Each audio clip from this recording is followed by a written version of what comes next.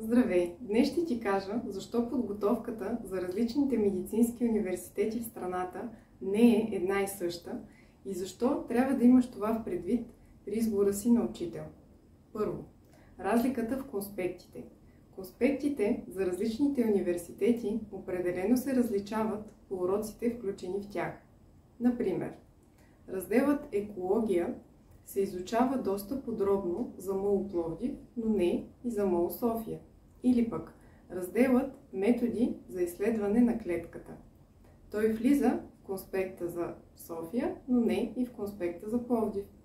Второ, различни учебници за подготовка.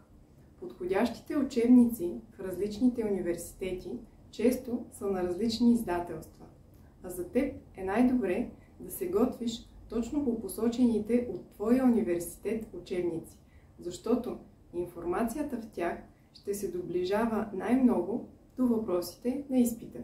И трето, формата на изпита.